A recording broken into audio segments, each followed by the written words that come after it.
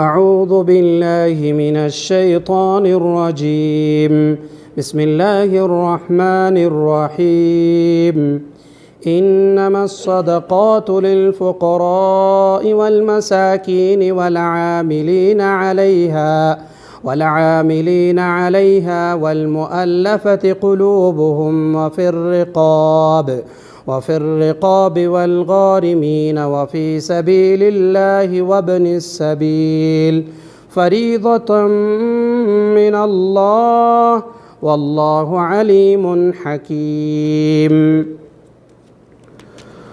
ومنهم الذين يؤذون النبي ويقولون هو أذن قل أذن خير لكم يؤمن بالله ويؤمن للمؤمنين ورحمة للذين آمنوا منكم والذين يؤذون رسول الله لهم عذاب أليم يحلفون بالله لكم ليرضوكم والله ورسوله أحق أن يرضوه إن كانوا مؤمنين ألم يعلموا أنه من يحادد الله ورسوله فأن له نار جهنم خالدا فيها ذلك الخزي العظيم يحذر المنافقون أن تنزل عليهم سورة تنبئهم بما في قلوبهم قل استهزئوا إن الله مخرج ما تحذرون ولئن سألتهم ليقولن إنما كنا نخوض ونلعب قل أبالله وآياته ورسوله كنتم تستهزئون لا تعتذروا قد كفرتم بعد إيمانكم إن نعف عن طائفة منكم نعذب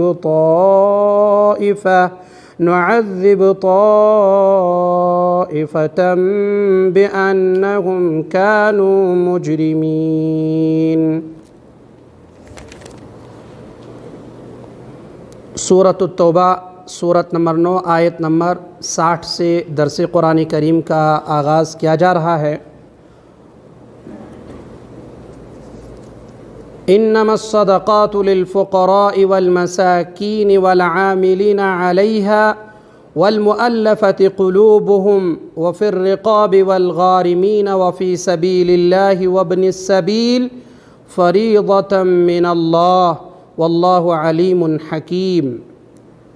صدقے صرف فقیروں کے لیے ہیں اور مسکینوں کے لیے اور ان کے وصول کرنے والوں کے لیے اور ان کے لیے جن کے دل پرچائے جاتے ہوں یعنی تالف قلب کے لیے، اور گردن چھڑانے میں، اور قرض داروں کے لیے، اور اللہ کی راہ میں اور راہ رو مسافروں کے لیے فرض ہے اللہ کی طرف سے، اور اللہ علم و حکمت والا ہے۔ اس آیت کریمہ میں بہت ہی اہم مسائل کی طرف اللہ رب العالمین نے اشارہ فرمایا ہے۔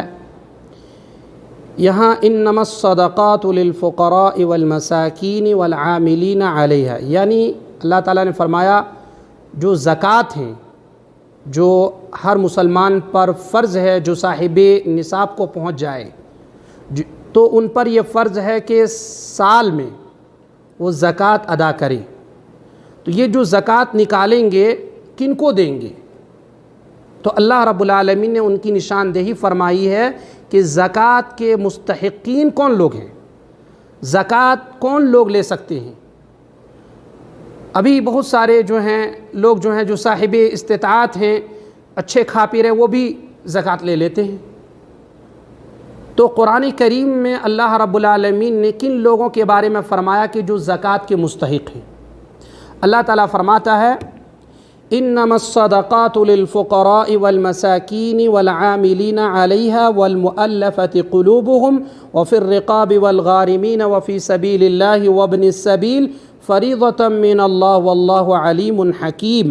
صدقے صرف فقیروں کے لیے ہیں، فقیر ابھی اس کی تفسیر کریں گے، اور مسکینوں کے لیے اور ان کے وصول کرنے والوں کے لیے اور ان کے لیے جن کے دل پرچائے جاتے ہوں، یعنی تالیف قلب کے لیے، اور گردن چھڑانے میں، اور قرض داروں کے لیے، اور اللہ کی راہ میں اور راہ رو مسافر کے لیے فرض ہے اللہ کی طرف سے، اور اللہ علم و حکمت والا ہے۔ اس آیت میں استان کا دروازہ بند کرنے کے لیے صدقات کے مستحق لوگوں کا تذکرہ کیا جا رہا ہے۔ صدقات سے مراد یہاں صدقات واجبہ یعنی زکوٰۃ ہے۔ آیت کا آغاز انما سے کیا گیا ہے جو قصر کے صیغوں میں سے ہے، اور الصدقات میں لام تعریف جنس کے لیے، یعنی صدقات کی یہ جنس زکوٰۃ ان 8 قسموں میں مقصور ہے جن کا ذکر آیت میں ہے۔ ان کے علاوہ کسی اور مصرف پر زکوٰۃ کی رقم کا استعمال صحیح نہیں ہے۔ اہل علم کے درمیان اس امر میں اختلاف ہے کہ ان 8 مصارف پر تقسیم کرنا ضروری ہے، یا ان میں سے جس مصرف یا مصارف پر امام یا زکوٰۃ ادا کرنے والا مناسب سمجھے حسب ضرورت خرچ کر سکتا ہے۔ امام شافعی رحمہ اللہ وغیرہ پہلی رائے کے قائل ہیں، اور امام مالک اور امام ابو حنیفہ وغیرہما دوسری رائے کے، اور یہ دوسری رائے ہی زیادہ صحیح ہے۔ امام شافعی کی رائے کی روح سے زکوٰۃ کی رقم 8 مصارف پر خرچ کرنا ضروری ہے، یعنی اقتضائے ضرورت اور مصالح دیکھے بغیر رقم کے 8 حصے کر کے 8 جگہ پر کچھ کچھ رقم خرچ کی جائے، جبکہ دوسری رائے کے مطابق ضرورت اور مصالح کا اعتبار ضروری ہے۔ جس مصرف پر رقم خرچ کرنے کی زیادہ ضرورت یا مصالح کسی ایک مصرف پر خرچ کرنے کی مقتضی ہوں تو وہاں ضرورت اور مصالح کے لحاظ سے زکوٰۃ کی رقم خرچ کی جائے، چاہے دوسرے مصارف پر خرچ کرنے کے لیے رقم نہ بچے۔ اس رائے میں جو معقولیت ہے وہ پہلی رائے میں نہیں ہے۔ زکوٰۃ کے بارے میں اللہ تعالیٰ نے فرمایا کہ جو ہے مستحقین اس کے کتنے لوگ ہیں؟ 8 قسمیں ہیں۔ کتنے ہیں؟ 8 قسمیں ہیں۔ فقیر اور مسکین چونکہ قریب قریب ہیں اور ایک کا اطلاق دوسرے پر ہوتا ہے، یعنی فقیر کو مسکین اور مسکین کو فقیر کہہ لیا جاتا ہے، اس لیے ان کی الگ الگ تعریف میں خاصا اختلاف ہے۔ تاہم دونوں کے مفہوم میں یہ بات تو قطعی ہے کہ جو حاجت مند ہوں اور اپنی حاجات و ضروریات کو پورا کرنے کے لیے مطلوبہ رقم اور وسائل سے محروم ہوں ان کو فقیر اور مسکین کہا جاتا ہے۔ مسکین کی تعریف میں ایک حدیث آتی ہے کہ نبی کریم صلی اللہ علیہ وسلم نے فرمایا، مسکین وہ گھومنے پھرنے والا نہیں ہے جو ایک ایک 2 لقمے یا کھجور کے لیے گھر گھر پھرتا ہے، بلکہ مسکین وہ ہے جس کے پاس اتنا مال بھی نہ ہو جو اسے بے نیاز کر دے، نہ وہ ایسی مسکنت اپنے اوپر طاری رکھے کہ لوگ غریب اور مستحق سمجھ کر اس پر صدقہ کریں، اور نہ خود لوگوں کے سامنے دستے سوال دراز کرے۔ صحیح بخاری و صحیح مسلم میں یہ حدیث موجود ہے۔ حدیث میں گویا اصل مسکین شخص مذکور کو قرار دیا گیا، ورنہ حضرت ابن عباس رضی اللہ عنہ وغیرہ سے مسکین کی تعریف یہ منقول ہے کہ جو گداگر ہو، گھوم پھر کر کے مانگتے ہوں اور لوگوں کے پیچھے پڑ کر مانگتا ہو، اور فقیر وہ ہے جو نادار ہونے کے باوجود سوال سے بچے اور لوگوں سے کسی چیز کا سوال نہ کرے۔ تو یہ ہو گیا فقیر اور مسکین، جو محتاج ہو، لاچار ہو، کھانے کے ان کے پاس سامان نہیں ہو، اب ان کو فقیر کہہ لیا جائے یا مسکین کہا جائے، یہ مستحق ہیں سب سے زیادہ آپ اپنے علاقے کے اعتبار سے۔ ہاں، اگر آپ کے قریبی رشتہ دار ہیں اور فقیر اور مسکین ہیں تو یہ زیادہ مستحق ہیں زکوٰۃ لینے کے، اور آپ کا حق بنتا ہے کہ آپ انہیں اپنے قریبی رشتہ داروں کو زکوٰۃ دیں۔ اب یہ بات ہے کہ کیا ہم زکوٰۃ اگر نام کہیں گے تو ہو سکتا ہے وہ نہیں لے، کوئی ضروری نہیں ہے، لیکن آپ کی نیت ہو کہ یہ زکوٰۃ کے مال ہیں، ہاں آپ ان کو اشارتاً کنایتاً کہہ کر کے آپ اس کو مال دے سکتے ہیں، ٹھیک ہے، اور زیادہ مستحق وہی آپ کے قریبی رشتہ دار ہوں گے، اگر وہ اس کے مستحق ہوں، اگر وہ مسکین ہوں، فقیر ہوں تو آپ ان کو دیجئے۔ عاملین سے مراد حکومت کے وہ اہلکار ہیں جو زکوٰۃ و صدقات کی وصولی و تقسیم اور اس کے حساب و کتاب پر مامور ہوں۔ جو آدمی زکوٰۃ کے مال کلیکشن کرتے ہوں، اکٹھا کرتے ہوں، کام کر رہے ہوں، اسی پر رات دن حساب کتاب کر رہے ہوں، تو ایسے آدمی بھی زکوٰۃ کے مستحق ہیں، وہ لیں گے زکوٰۃ کے مال میں سے، لے سکتے ہیں۔ والعاملین علیہا، اللہ تعالیٰ نے فرمایا والعاملین علیہا۔ پھر فرمایا والمؤلفۃ قلوبہم سے مراد جو ہے ایک تو وہ کافر ہیں جو کچھ اسلام کی طرف مائل ہو، لگتا ہے کہ اگر ہم کچھ ان کو مال دے دیں تو اسلام کی طرف آئیں گے، مسکین ہیں، اور اس کی امداد کرنے پر یہ امید ہو کہ وہ مسلمان ہو جائے گا۔ دوسرے وہ نو مسلم افراد ہیں جن کو اسلام پر مضبوطی سے قائم رہنے کے لیے امداد دینے کی ضرورت ہو۔ تیسرے وہ افراد بھی ہیں جن کو امداد دینے کی صورت میں یہ امید ہو کہ وہ اپنے علاقے کے لوگوں کو مسلمانوں پر حملہ آور ہونے سے روکیں گے اور اس طرح وہ قریب کے کمزور مسلمانوں کا تحفظ کریں گے۔ یہ اور اس قسم کی دیگر صورتیں تالیف قلب کی ہیں جن پر زکوٰۃ کی رقم خرچ کی جا سکتی ہے، چاہے مذکورہ افراد مالدار ہی کیوں نہ ہوں۔ احناف کے نزدیک یہ مصرف ختم ہو گیا ہے، لیکن یہ بات صحیح نہیں۔ حالات و ظروف کے مطابق ہر دور میں اس مصرف پر زکوٰۃ کی رقم خرچ کرنا جائز ہے۔ اگر حالات ایسے ہیں تو ان پر خرچ کیا جائے، ایسا نہیں ہے کہ اب یہ پائے نہیں جاتے ہیں، تو ایسی بات نہیں ہے۔ اگر نئے مسلمان ہوئے ہیں تو آپ ان کو تالیف قلب کے لیے، تشجیع کے لیے، خوش کرنے کے لیے، حوصلہ افزائی کرنے کے لیے زکوٰۃ کے مال میں سے، زکوٰۃ کے مصرف میں سے ان غیر مسلم کو، نئے مسلمان جو ہوئے ہیں یا جو اسلام کے قریب ہیں، ان پر خرچ کیے جا سکتے ہیں۔ یا تیسرے وہ افراد ہیں جو ہو سکتا ہے کہ اگر ایسے دے تو مسلمانوں کے تئیں ان کا رویہ نرم ہو جائے گا۔ یہ بھی آپ غور کیجئے، جو مسلمان کے بارے میں غلط شکوک اور شبہات پھیلاتے ہوں، تو ایسا لگے کہ اگر ہم اس کو کچھ زکوٰۃ میں سے دے دیے جائیں تو ہو سکتا ہے یہ مسلمانوں پر جو ہے غلط رویہ اختیار نہیں کریں گے، تو ایسے لوگوں کو بھی زکوٰۃ کے مال میں سے دیے جا سکتے ہیں۔ والمؤلفۃ قلوبہم میں شامل ہے۔ پانچویں چیز ہے گردنیں آزاد کرانے میں۔ بعض علماء نے اس سے صرف مکاتب غلام مراد لیے ہیں، اور دیگر علماء نے مکاتب و غیر مکاتب ہر قسم کے غلام مراد لیے ہیں۔ امام شوکانی نے اسی رائے کو ترجیح دی ہے۔ مکاتب کہتے ہیں ایسے غلام کو جو کسی کے ہاں غلام ہو اور وہ اپنے مالک سے یہ کہے کہ اگر میں 10,000 ریال ادا کر دوں تو میں اس سے آزاد ہو جاؤں گا، تو وہ 10,000 اکٹھا کرنے کے لیے ان کے پاس پیسے نہیں ہیں، البتہ زکوٰۃ کے فنڈ میں سے پیسے موجود ہیں، تو اس کی امداد کی جائے تاکہ وہ کسی کے غلامی میں نہ رہے اور وہ آزاد ہو جائیں۔ تو اس طرح کے مال جو ہیں زکوٰۃ کے فنڈ سے دیے جا سکتے ہیں اور ان کو چھٹکارا حاصل کیا جا سکتا ہے۔ غارمین سے ایک تو وہ مقروض مراد ہیں، چھٹی چیز ہے غارمین سے ایک تو وہ مقروض مراد ہیں جو اپنے اہل و عیال کے نان و نفقہ اور ضروریات زندگی فراہم کرنے میں لوگوں کے زیر بار ہو گئے ہوں اور ان کے پاس نقد رقم بھی نہیں ہے اور ایسا سامان بھی نہیں ہے جسے بیچ کر وہ قرض ادا کر سکیں۔ دوسرے وہ ذمہ دار اصحاب ضمانت ہیں جنہوں نے کسی کی ضمانت دی اور پھر وہ اس کی ادائیگی کے ذمہ دار قرار پائے، یا کسی کی فصل تباہ یا کاروبار خسارے کا شکار ہو گیا اور اس بنیاد پر وہ مقروض ہو گیا، ان سب افراد کی زکوٰۃ کی مد سے امداد کرنا جائز ہے۔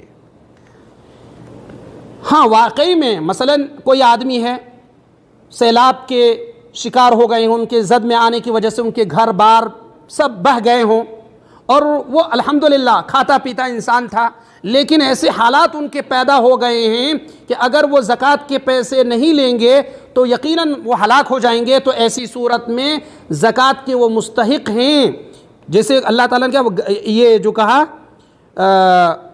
وَفِي الرِّقَابِ وَالْغَارِمِينَ وَفِي الْغَارِمِينَ، یعنی مقروض ایسے ہو چکے ہیں، اچھے تھے لیکن حالات کے حساب سے وہ مقروض ہو چکے ہیں، تو ایسی صورت میں وہ زکوٰۃ کے فنڈ سے انہیں دی جائے اور وہ ان کے مستحق وہ لے سکتے ہیں۔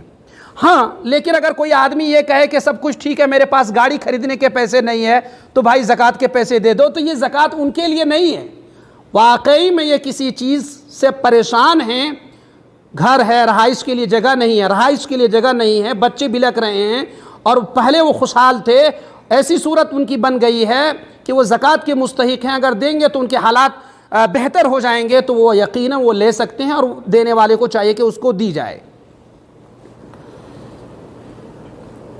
فی سبیل اللہ سے مراد یہاں جو ہے فی سبیل اللہ سے مراد جہاد ہے، یعنی جنگی سامان اور ضروریات، اور مجاہد چاہے وہ مالدار ہی ہوں پر زکوٰۃ کی رقم خرچ کرنا جائز ہے۔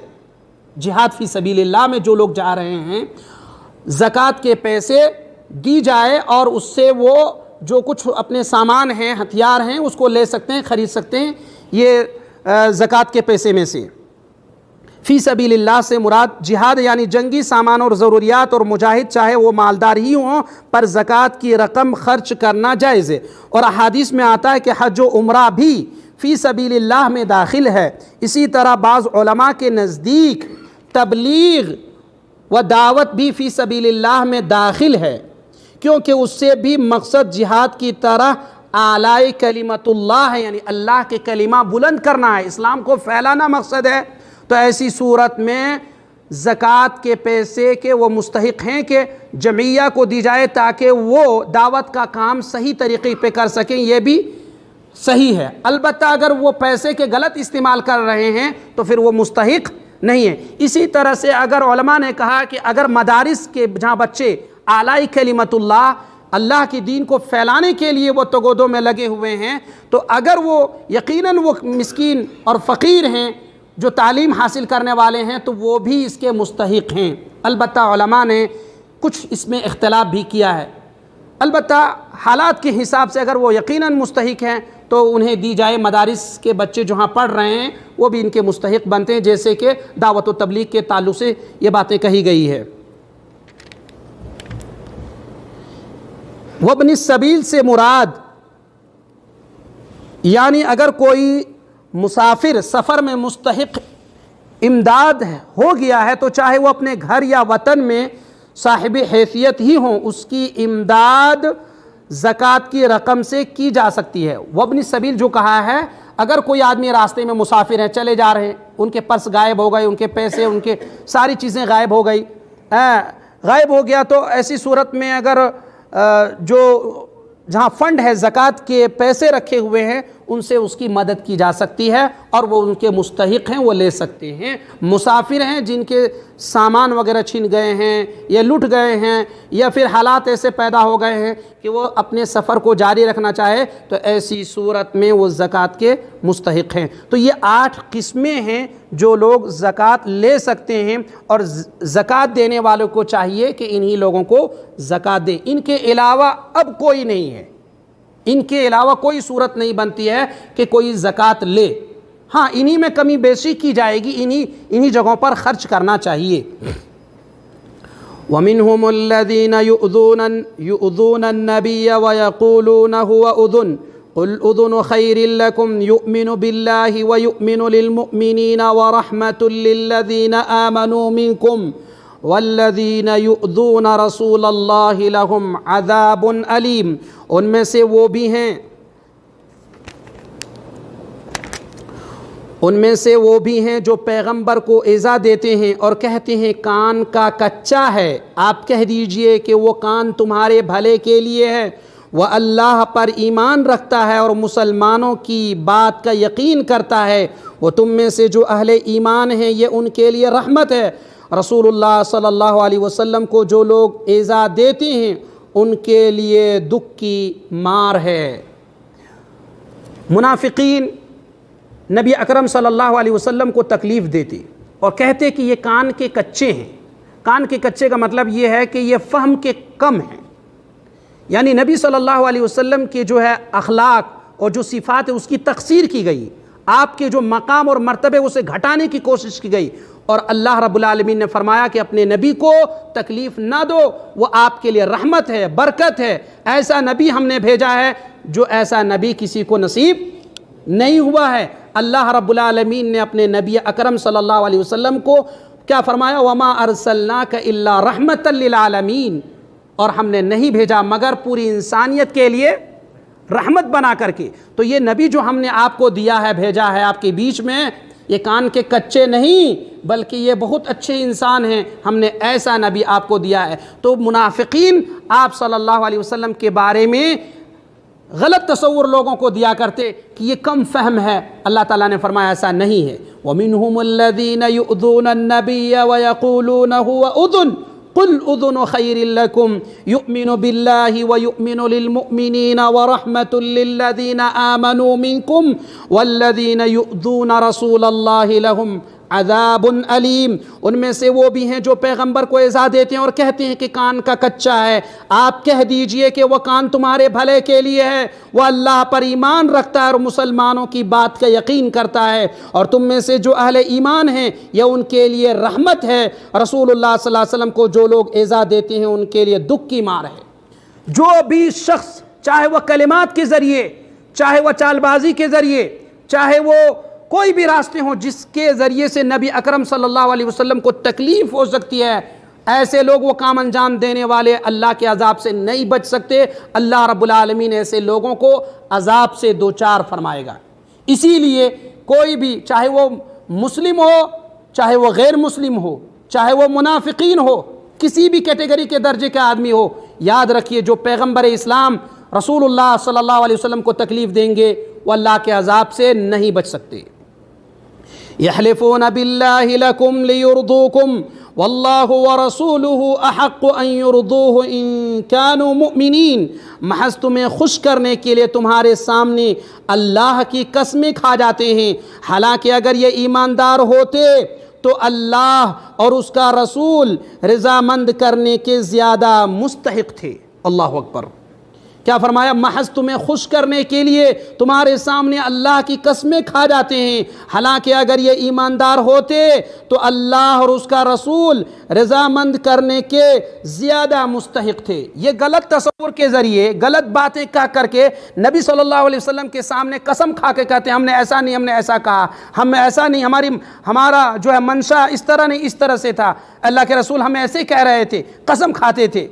تو کہا اگر یہ اس طرح کی بات کہنے کے بجائے اگر یہ آدمی اللہ اور رسول کو مان لیتے تو یہ زیادہ بہتر تھا کہ یہ گھما پھرا کے باتیں کر رہے ہیں۔ منافق آپ صلی اللہ علیہ وسلم کے تعلق سے کہ ہم اس طرح نہیں کہنا چاہ رہے تھے، میرا مقصد یہ نہیں تھا، اللہ کی قسم ہم یہ نہیں کہنا چاہ رہے تھے، تو یہ مطلب نہیں بلکہ یہ کہتے ہیں کہ ہم اللہ رسول ہم کو جو بتا رہے ہیں ہم اس کی تصدیق کرتے ہیں، ہم اس کو مانتے ہیں، تو اللہ نے فرمایا یہ تمہارے لیے زیادہ بہتر تھا کہ اللہ اور رسول کو راضی کرنے کے لیے آپ دین اسلام کو مکمل طور پر مان لیتے۔ أَلَمْ يَعْلَمُوا أَنَّهُ مَنْ يُحَادِدِ اللَّهَ وَرَسُولَهُ فَأَنَّ لَهُ نَارَ جَهَنَّمَ خَالِدًا فِيهَا ذَلِكَ الْخِزْيُ الْعَظِيمُ۔ کیا یہ نہیں جانتے کہ جو بھی اللہ کی اور اس کے رسول کی مخالفت کرے گا اس کے لیے یقیناً دوزخ کی آگ ہے جس میں وہ ہمیشہ رہنے والا ہے، یہ زبردست رسوائی ہے۔ یہ آیت کریمہ بہت ہی اہم ہے۔ آئیے پہلے ہم اس آیت کو پڑھتے ہیں پھر ترجمہ سنتے ہیں۔ اللہ تعالیٰ فرما رہا ہے أَلَمْ يَعْلَمُوا أَنَّهُ مَنْ يُحَادِدِ اللَّهَ وَرَسُولَهُ فَأَنَّ لَهُ نَارَ جَهَنَّمَ خَالِدًا فِيهَا ذَلِكَ الْخِزْيُ الْعَظِيمُ۔ کیا یہ نہیں جانتے کہ جو بھی اللہ کی اور اس کے رسول کی مخالفت کرے گا اس کے لیے یقیناً دوزخ کی آگ ہے جس میں وہ ہمیشہ رہنے والا ہے، یہ زبردست رسوائی ہے۔ جو بھی آدمی اللہ کے نبی صلی اللہ علیہ وسلم کے فرامین کو پسے پشت ڈال دے، ان کو اہمیت نہیں دے اور اس جگہ پر رسول اللہ صلی اللہ علیہ وسلم کے فرمان کے ہوتے ہوئے کسی امام کو ترجیح دے، کسی اور کو ترجیح دے، تو یقیناً ایسے لوگوں کے بارے میں اللہ نے فرمایا ذَلِكَ الْخِزْيُ الْعَظِيمُ، اور کیا فرمایا فَإِنَّ لَهُ نَارَ جَهَنَّمَ خَالِدًا فِيهَا۔ اللہ نے جہنم ایسے لوگوں کے لیے مقرر فرما دی ہے اور وہ ہمیشہ اس میں رہیں گے۔ کون لوگ؟ من یحادد اللہ ورسولہ، جو اللہ اور اس کے رسول کی مخالفت کرے گا۔ ایک مسئلہ موجود ہے اور رسول اللہ صلی اللہ علیہ وسلم نے اس مسائل پر آپ کی حدیثیں موجود ہے، جو صحیح حدیثیں موجود ہے، جو بخاری میں ہے، جو مسلم میں ہے، جو ترمذی میں ہے، جو ابو داؤد میں ہے، جو احادیث کی کتابوں میں موجود ہے اور صحیح سند سے موجود ہے، اس کی مخالفت کسی نے نہیں کی ہے۔ بعد میں آگے چل کر لوگ اس کی مخالفت کرے، نبی اکرم صلی اللہ علیہ وسلم کی حدیث کی موجودگی میں موجود ہو، پھر بھی وہ امام کو ترجیح دے، پھر بھی کسی اور کو ترجیح دے رہا ہے، تو ایسے لوگوں کا ٹھکانہ جہنم ہے۔ صرف محنت کافی نہیں میرے بھائیوں، بہت سارے لوگ جو محنت کرے جا رہے ہیں، محنت کرتے ہیں، محنت کافی نہیں ہے۔ آپ اور ہم نبی اکرم صلی اللہ علیہ وسلم کی جو طریقے ہیں اس پر عمل نہیں کریں گے تو کبھی کامیاب ہم نہیں ہو سکتے ہیں۔ آپ قرآن کریم اٹھائیے، اللہ رب العالمین فرماتا ہے سورہ غاشیہ میں، وجوہ یومئذ خاشعہ، قیامت کے دن کچھ چہرے ایسے ہوں گے جو ذلیل و رسوا ہوں گے۔ وجوہ یومئذ خاشعہ عاملۃ ناصبہ، کام کیے ہوئے ہوں گے اور کام کرتے کرتے تھکے ہوئے ہوں گے، یعنی تھک کر کے وہ چور ہوں گے۔ عاملۃ ناصبہ، اللہ نے فرمایا تصلی نارا حامیہ، تصلی ای تدخل فی نار جہنم، اللہ فرماتا ہے تصلی نارا حامیہ، یقیناً وہ بھڑکتی ہوئی آگ میں داخل ہوں گے، اس کا ٹھکانہ جہنم میں۔ اللہم احفظنا۔ میرے بھائی، اللہ تعالیٰ نے کیا فرمایا؟ محنت، یہ نہیں کہا کہ محنت نہیں کیے ہوں گے، وہ محنت کیے ہوں گے، نمازیں پڑھی ہوگی، صدقہ و خیرات کیے ہوں گے، حج و عمرہ کیے ہوں گے، لیکن نبی کریم صلی اللہ علیہ وسلم کا طریقہ نہیں ہوگا۔ اور جب نبی اکرم صلی اللہ علیہ وسلم کا طریقہ نہیں ہوگا تو ایسے آدمی کا ٹھکانہ اللہ نے فرمایا جہنم ہے۔ جو رسول اللہ کی مخالفت کرے، جو اللہ کی مخالفت کرے، ایسے لوگوں کا ٹھکانہ کہاں ہے؟ میں نہیں کہہ رہا ہوں، یہ اللہ تعالیٰ سورہ توبہ سورت نمبر 9 آیت نمبر 63 میں اللہ تعالیٰ فرما رہا ہے، أَلَمْ يَعْلَمُوا أَنَّهُ مَنْ يُحَادِدِ اللَّهَ وَرَسُولَهُ فَأَنَّ لَهُ نَارَ جَهَنَّمَ خَالِدًا فِيهَا ذَلِكَ الْخِزْيُ الْعَظِيمُ، اور یہ زبردست رسوائی ہے۔ آخر میں اللہ نے فرمایا ذَلِكَ الْخِزْيُ الْعَظِيمُ۔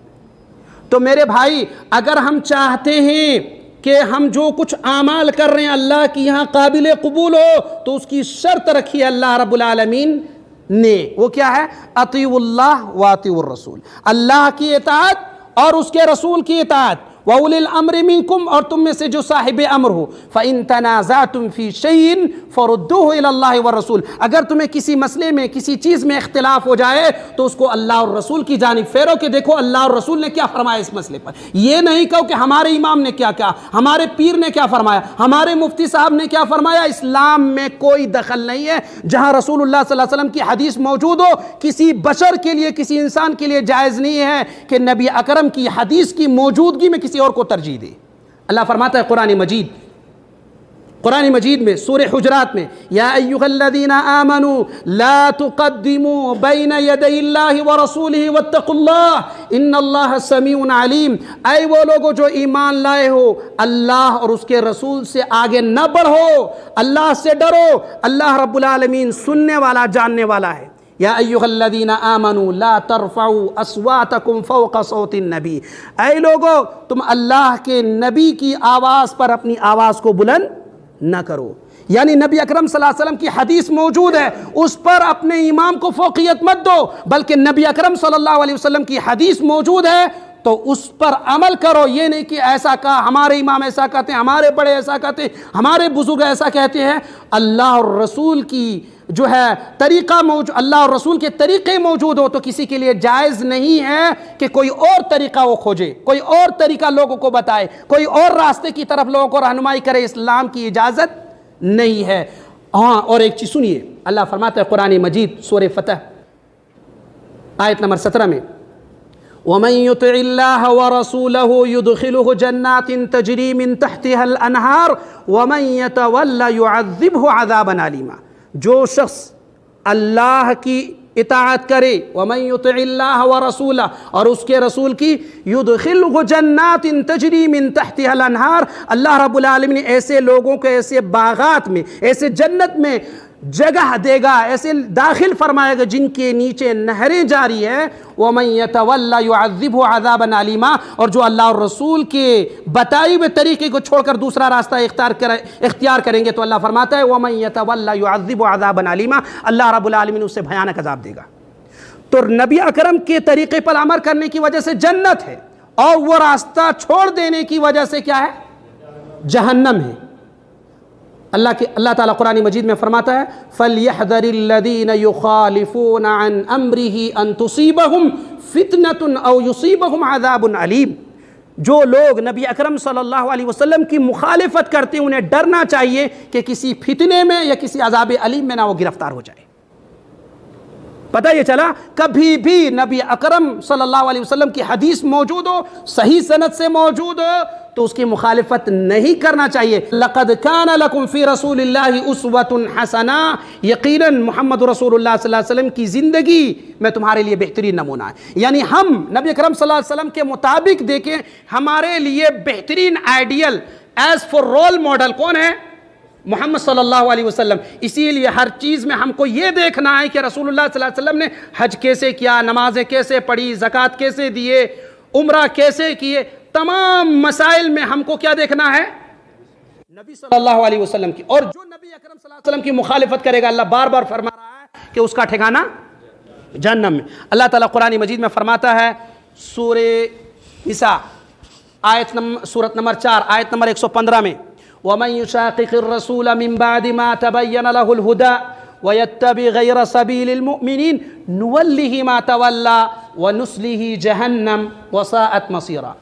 And whoever contradicts, opposes the messenger Muhammad sallallahu alaihi wasallam after the right path has been shown clearly to him and follows other than the believer's way, we shall keep him in the path he has chosen and burn him, and what an evil destination. وساءت مصیرا. جو آدمی رسول اللہ صلی اللہ علیہ وسلم کی مخالفت کرے وَمَن يُشَاقِقِ الرَّسُولَ مِن بَعْدِ مَا تَبَيَّنَ لَهُ الْهُدَى، ہدایت کے واضح ہو جانے کے بعد، حدیث موجود ہے، واضح ہے، سب کچھ موجود ہے، اس کے بعد بھی نبی اکرم صلی اللہ علیہ وسلم کی مخالفت کرے تو اللہ فرماتا ہے نُوَلِّهِ مَا تَوَلَّى. جدھر جا رہا ہے اس کو ادھر ہی دھکا لگا دیتے، جاؤ ادھر ہی. نُوَلِّهِ مَا تَوَلَّى وَنُصْلِهِ جَهَنَّمَ، اور اللہ تعالیٰ اس کو جہنم میں پہنچا دیتا ہے. یعنی وہ جہنم میں جائیں گے، وساعت مسیرہ، اور جہنم کیا ہی بری جگہ ہے.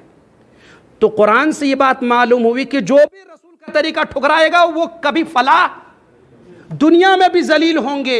اللہ کے نبی صلی اللہ علیہ وسلم فرماتے جو بھی میری سنت کی مخالفت کرے گا وہ دنیا میں بھی ذلیل ہوگا. اللہ کے نبی صلی اللہ علیہ وسلم کی حدیث ہے کہ جو آدمی دنیا میں بھی اگر آدمی جو ہے نبی اکرم کی مخالفت کرے گا وہ ذلیل ہو کے رہے گا. اور آپ کو معلوم ہے عمر بن خطاب رضی اللہ عنہ کہا کرتے تھے اِنَّا كُنَّا أَضَلَّ قَوْمٍ فَأَعَزَّنَا اللَّهُ بِالْإِسْلَامِ فَمَهْمَا نَطْلُبُ الْعِزَّةَ بِغَيْرِ مَا أَعَزَّنَا اللَّهُ بِهِ أَذَلَّنَا اللَّهُ. ہم ذلیل قوم تھے، ہم کو کوئی نہیں پوچھتا تھا. عمر بن خطاب رضی اللہ عنہ کہتے ہیں، مستدرک حاکم کی روایت ہے جو حدیث نمبر 207 میں ہے کہ ہم اس سے پہلے ہم کو کوئی اہمیت لوگ نہیں دیتے تھے. جب نبی کریم صلی اللہ علیہ وسلم نے ہم کو تعلیم دی، اسلام کے بارے میں بتایا، ہم نے اسلام قبول کر لیا تو اللہ نے ہمیں عزت بخشی. اب اگر ہم اسلام کے علاوہ کوئی اور راستہ تلاش کرتے ہیں عزت کے تو ہم ذلیل ہو جائیں گے. تو میرے بھائیوں اور دوستو، ہمیں اگر ہم چاہتے ہیں کہ عزت والا بنے، جنت میں نبیوں، صدیقین، شہداء کے ساتھ رہنا چاہتے ہیں تو اس کا بہترین طریقہ کیا ہے؟ نبی اکرم صلی اللہ علیہ وسلم کی اتباع. اللہ تعالیٰ قرآن مجید میں فرماتا ہے وَمَن يُطِعِ اللَّهَ وَالرَّسُولَ فَأُولَئِكَ مَعَ الَّذِينَ أَنْعَمَ اللَّهُ عَلَيْهِمْ مِنَ النَّبِيِّينَ وَالصِّدِّيقِينَ وَالشُّهَدَاءِ وَالصَّالِحِينَ وَحَسُنَ أُولَئِكَ رَفِيقًا. اللہ اکبر. اللہ فرماتا ہے قرآن مجید میں سورہ نساء آیت نمبر 69 میں وَمَن يُطِعِ اللَّهَ وَالرَّسُولَ، جو اللہ اور رسول کی اطاعت کرتے ہیں، فرما برداری کرتے ہیں، ان کے مطابق اپنی زندگی گزارتے ہیں. وَمَن يُطِعِ اللَّهَ وَالرَّسُولَ فَأُولَئِكَ مَعَ الَّذِينَ أَنْعَمَ اللَّهُ عَلَيْهِمْ، تو ایسے لوگ قیامت کے دن کس کے ساتھ ہوں گے؟ فَأُولَئِكَ مَعَ الَّذِينَ أَنْعَمَ اللَّهُ عَلَيْهِمْ، جن پر اللہ رب العالمین نے انعام کیا ہے. من النبیین، نبیوں کے ساتھ، صدیقین، سچوں کے ساتھ، صدیقین کے ساتھ، شہداء، شہیدوں کے ساتھ، صالحین، نیک لوگوں کے ساتھ، وحسن اولئک رفیقا، کتنی بہترین رفاقت ہے، کتنی ہی بہترین ساتھی ہیں رہیں گے وہاں پہ۔ کس لیے؟ جو لوگ اللہ اور رسول کی اطاعت کرتے ہیں وہ نبیوں کے ساتھ ہوں گے، صدیقین کے ساتھ ہوں گے، شہداء کے ساتھ ہوں گے، صالحین کے ساتھ ہوں گے۔ اللہ اکبر، کتنی بڑی نعمت ہے۔ کیوں بھائی؟ جو آدمی اللہ اور رسول کی فرما برداری کرے۔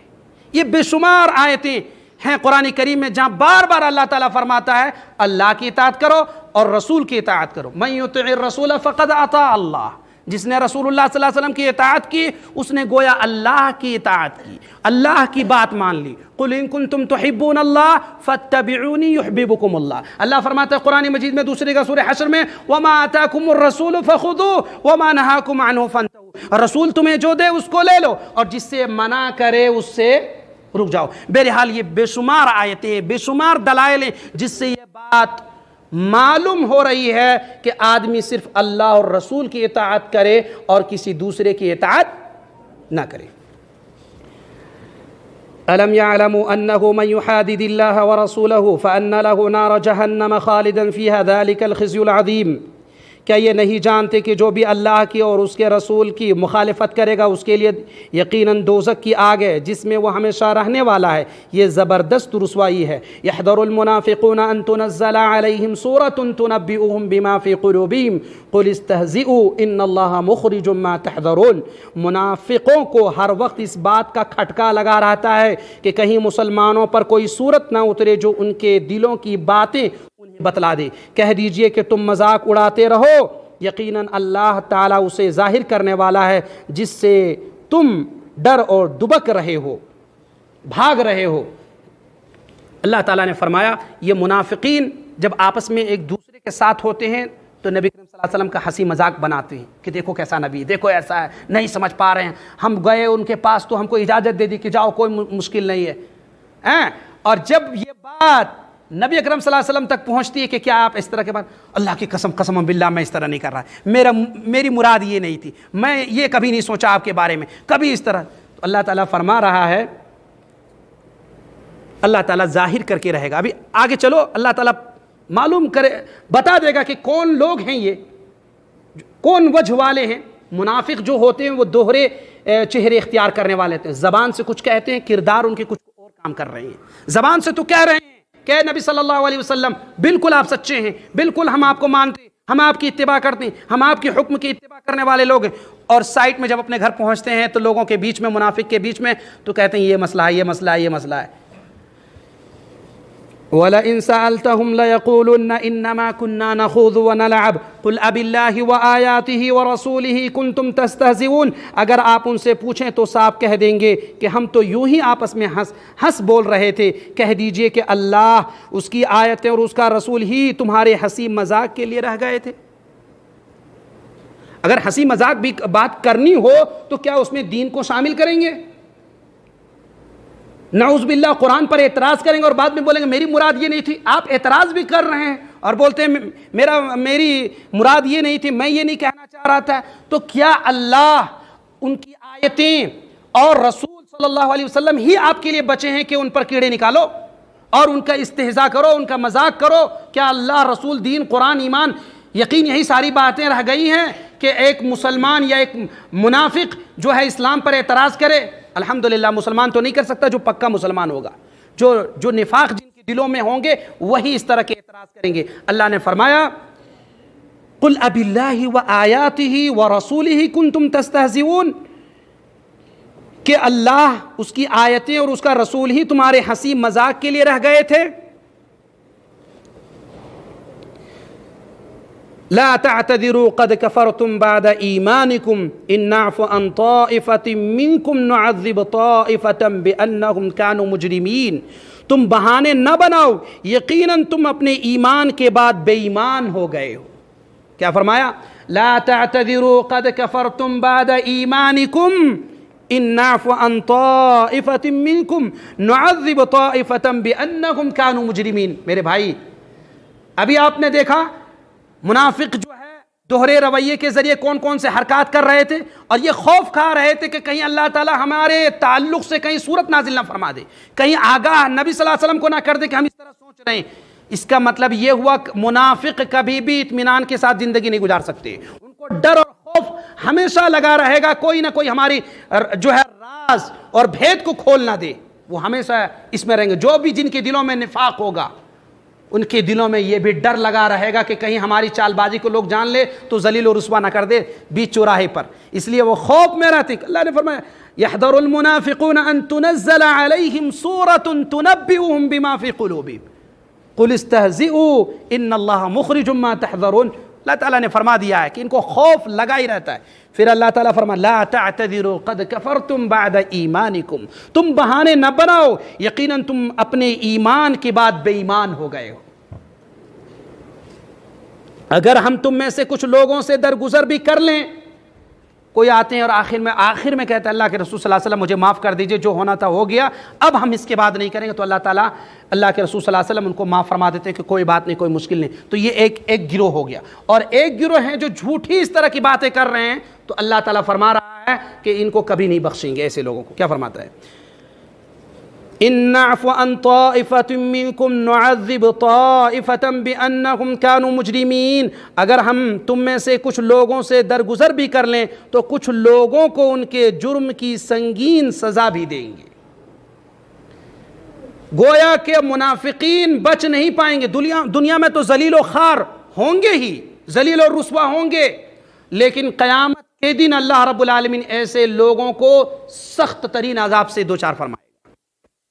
ان کانوا مجرمین، اللہ نے فرمائی یہی مجرم لوگ ہیں، یہ مجرم تھے، ان کی سزا یہی ہے کہ ان کو جہنم میں ڈالا جائے۔ تو بتانے کا مقصد یہ ہے ہم اور آپ اللہ اور رسول کی اطاعت کریں۔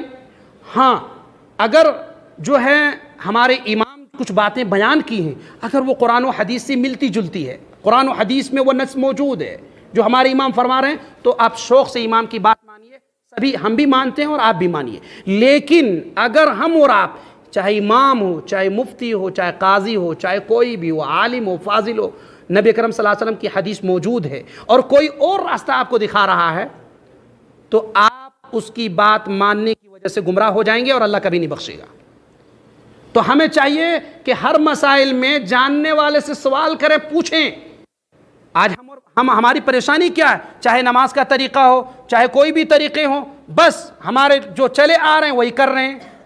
ایسا مسئلہ نہیں ہے میرے بھائی، بلکہ ہم اپنی نماز کی اصلاح فرمائیں، کیونکہ اللہ کے نبی صلی اللہ علیہ وسلم کی حدیث ہے، آپ صلی اللہ علیہ وسلم فرماتے ہیں صلو کما رأیتمونی اصلی، تم ایسے ہی نماز پڑھو جیسے تم مجھے نماز پڑھتے ہوئے دیکھتے ہو۔ یعنی جو کچھ اب نبی صلی اللہ علیہ وسلم کی احادیث میں موجود ہے، جو طریقے موجود ہیں، اسی طریقے پہ نماز ادا کرنی چاہیے۔ یہ نہیں کہ ہمارے مسلک، ہمارے فرقے، ہماری جماعت، ہماری ٹولی، ہمارا گروہ، ہمارا فرقہ، یہ ساری چیزیں اسلام میں اس کا کوئی دخل نہیں ہے۔ اللہ فرماتا ہے وَاعْتَصِمُوا بِحَبْلِ اللَّهِ جَمِيعًا وَلَا تَفَرَّقُوا، اے لوگو تم سب مل کر کے اللہ کی رسی کو، قرآن کو مضبوطی سے تھام لو اور آپس میں فرقے میں نہ بٹو۔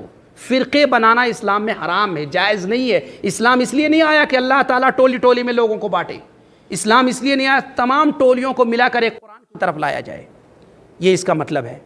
اللہ رب العالمین سے ہم دعا کرتے ہیں کہ اللہ تعالیٰ ہم سب کو قرآن و حدیث پر عمل کرنے کی توفیق عطا فرمائے، اللہ تعالیٰ ہم سب کے گناہوں کو بخش دے، اور اللہ رب العالمین ہم سب کو کتاب و سنت پر عمل کی توفیق عطا فرمائے۔